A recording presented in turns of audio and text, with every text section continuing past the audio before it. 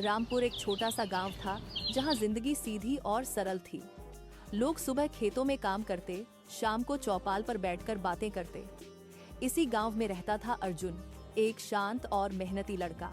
बचपन से ही उसकी जिंदगी दूसरों से अलग थी। जब उसके दोस्त खेलते रहते, अर्जुन मंदिर में बैठकर पूजा और मंत्र सीखता था। गांव के बूढ़े पंडित शास्त्री जी ने उसे अपने पास रख लिया था। अर्जुन ने उनसे सालों तक सब कुछ सीखा, हवन कैसे होता है, मंत्र का उच्चारण कैसे किया जाता है और लोगों की मदद का असली मतलब क्या होता है। वह सुबह जल्दी उठता, मंदिर साफ करता, फूल लगाता और फिर पूजा में लग जाता। लेकिन इतनी मेहनत के बावजूद उसे कभी इज्जत नहीं मिली। लोग अक्सर हल्की नजर से देखते थे। अर्जुन बस मददगार है, लोग कहते। कभी असली पंडित नहीं बन सकता। कुछ लोग हंस पड़ते।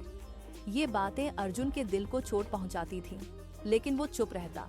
उसने कभी किसी से शिकायत नहीं की। मैं बस यही सोचता रहता था कि एक दिन सब उसकी मेहनत को समझेंगे। एक दिन गांव के कुछ जवान मंदिर के बाहर बैठकर उसका मजाक उड़ा रहे थे। अर्जुन, एक मंत्र सुनाना, देखते हैं असली है या नकली, उन्होंने हंसकर कहा। अर्जुन ने कुछ नहीं कहा, लेकिन उसकी आंखों में दर्द साफ दिख रहा था। उस रात वो मंदिर के कोने में अकेला बैठा रहा। दिया धीरे धीरे जल रहा था और उसकी रोशनी में अर्जुन का उदास चेहरा चमक रहा था। उसने सोचा, मैं इतनी मेहनत करता हूँ, फिर भी लोग मुझे समझते क्यों नहीं। उस समय उसने एक बड़ा फैसला लिया। मैं यहाँ नहीं रहूंगा, मैं अपनी पहचान खुद बनाऊंगा। सुबह होने से पहले ही बिना किसी को बताए अर्जुन गांव छोड़कर चला गया। उसने पीछे मुड़कर भी नहीं देखा। अर्जुन के जाने के बाद सब कुछ पहले जैसा ही लग रहा था, लेकिन धीरे धीरे गांव में बदलाव आने लगा। मंदिर के काम ठीक से नहीं हो पा रहे थे। पंडित शास्त्री जी बूढ़े हो चुके थे और उनके लिए सब संभालना मुश्किल हो रहा था। लोगों को अर्जुन की कमी महसूस होने लगी, लेकिन किसी ने भी उसे वापस बुलाने की कोशिश नहीं की। सब अपनी जिंदगी में व्यस्त हो गए। उन्हें क्या पता था कि जल्द ही उनकी जिंदगी में एक ऐसा आदमी आने वाला है जो उनके भरोसे और डर का फायदा उठाकर उन्हें धोखे के जाल में फंसा देगा। कुछ महीने बाद रामपुर में एक नया आदमी आया, पंडित विश्वनाथ। उसका रूप और अंदाजा इतना प्रभावशाली था कि लोग उसे देखते ही प्रभावित हो गए। उसने महंगी धोती पहनी हुई थी, माथा पर बड़ा तिलक और आवाज में अजीब सा भरोसा। उसने गांव के बीच चौपाल पर सबको इकट्ठा किया और बोला, इस गांव पर ग्रहों का बुरा प्रभाव चल रहा है।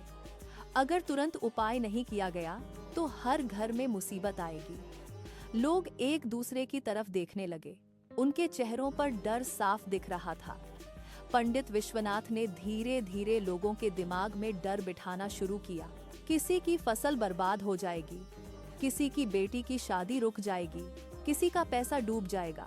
हर समस्या का समाधान एक ही था, महंगा यज्ञ और दान। गांव के लोग अंधविश्वास में फंस गए।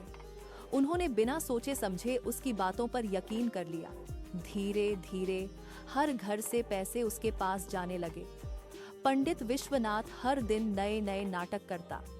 कभी आंखें बंद करके बोलता, मुझे कुछ अशुभ दिख रहा है। कभी किसी का नाम लेकर कहता, तुम पर बुरी नजर है। लोग हैरान हो जाते और ज्यादा उस पर भरोसा करने लगते। एक दिन रमेश अपनी बेटी सुमन की शादी की चिंता लेकर उसके पास आया। पंडित विश्वनाथ ने तुरंत कहा, इसकी कुंडली में दोष है। अगर तुमने 11,000 का यज्ञ नहीं करवाया तो शादी टूट जाएगी। रमेश डर गया। उसने बिना सोचे अपनी जमा पूंजी उसके हवाले कर दी। इस तरह धीरे धीरे पूरा गांव उसके जाल में फंस गया। हर घर में डर था, हर इंसान परेशान था। लेकिन पंडित विश्वनाथ के लिए यह सब सिर्फ एक मौका था ज्यादा से ज्यादा पैसा कमाने का। उसने लोगों के भरोसे का फायदा उठाया और उनकी कमजोरी को अपनी ताकत बना लिया। किसी को भी यह अंदाजा नहीं था कि सच जल्द ही सामने आने वाला है, क्योंकि अर्जुन वापस आने वाला था। एक दिन अचानक अर्जुन वापस रामपुर आया।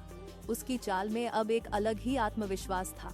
उसने बाहर दुनिया देखी थी, सीखा था और समझा था कि लोगों को सिर्फ धर्म नहीं, समझ की भी जरूरत होती है। गांव में आते ही उसने महसूस किया कि माहौल बदल चुका है। लोग खुश नहीं थे, हर किसी के चेहरे पर तनाव था। यह सब क्या हो रहा है? अर्जुन ने सोचा। जब उसने पंडित विश्वनाथ को देखा, वो सब समझ गया।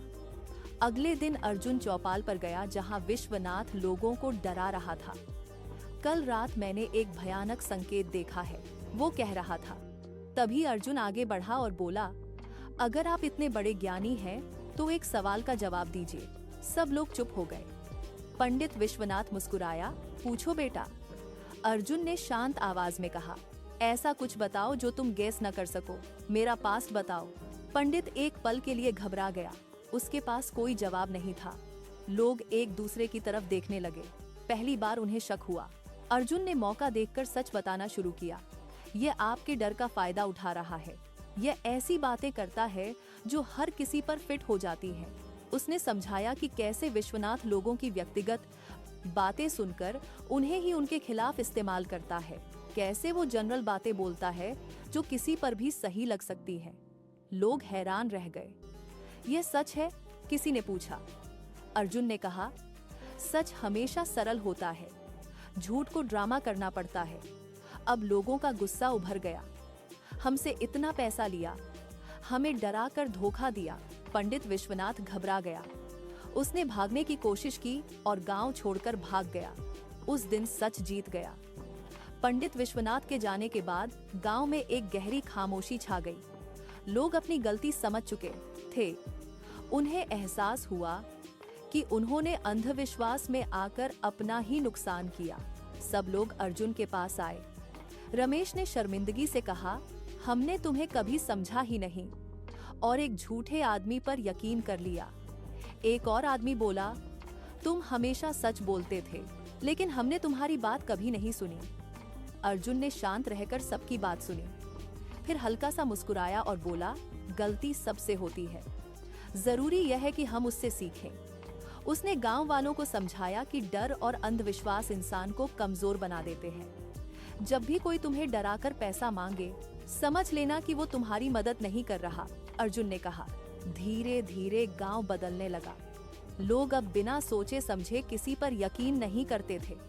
वो सवाल पूछते, समझने की कोशिश करते।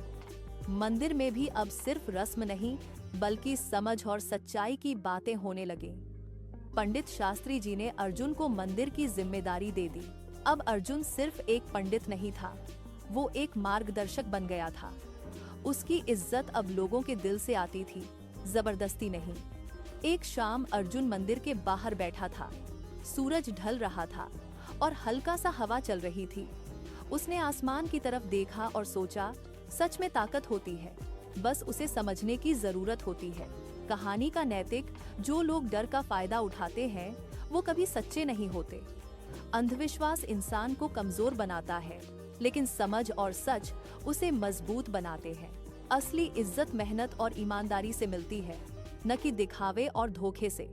दिल को छू लेने वाली कहानियाँ P+ टेल्स के साथ जुड़े रहने के लिए धन्यवाद।